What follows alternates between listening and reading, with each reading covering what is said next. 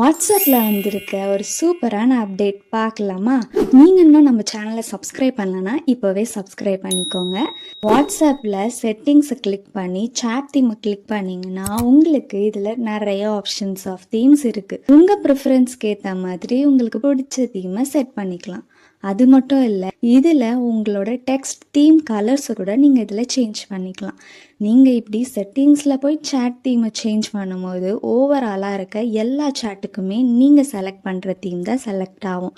இல்லைப்பா, எனக்கு ஸ்பெசிஃபிக்காக ஒரு பர்சனுக்கு மட்டும் டிஃப்ரெண்ட்டான தீம் செட் பண்ணணும்னு நினச்சிங்கன்னா, நீங்கள் எந்த பர்சனுக்கு தீம் சேஞ்ச் பண்ணணும்னு நினைக்கிறீங்களோ அவங்களோட சேட்டுக்கு போயிட்டு மேலே இருக்க 3 டாட்டை கிளிக் பண்ணிங்கன்னா சேட் தீம்னு ஒரு ஆப்ஷன் காமிக்கும். அந்த ஆப்ஷனை கிளிக் பண்ணும்போது உங்களுக்கு பிடிச்ச தீமை உங்களுக்கு பிடிச்ச பர்சனுக்கு நீங்கள் ஈஸியாக செட் பண்ணிக்கலாம்.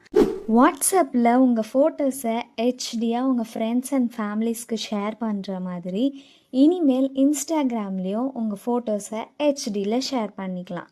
அது எப்படின்னு சொல்லித்தரேன், வாங்க பார்க்கலாம். யாருக்கு உங்கள் ஃபோட்டோவை ஹெச்டியில் ஷேர் பண்ணணுன்னு நினைக்கிறீங்களோ அவங்களோட சேட்டுக்கு போயிட்டு கீழே இருக்க கேலரி ஆப்ஷனை கிளிக் பண்ணி நீங்கள் எந்த இமேஜை ஷேர் பண்ணணுன்னு நினைக்கிறீங்களோ அந்த இமேஜை கிளிக் பண்ணி அதில் மேலே ஷோ ஆகிருக்க இந்த ஹெச்டி ஆப்ஷனை கிளிக் பண்ணிவிட்டு சென்ட் பண்ணிங்கனாலே போதும், உங்கள் ஃபோட்டோஸ் ஹெச்டியில் ஷேர் ஆகிடும்.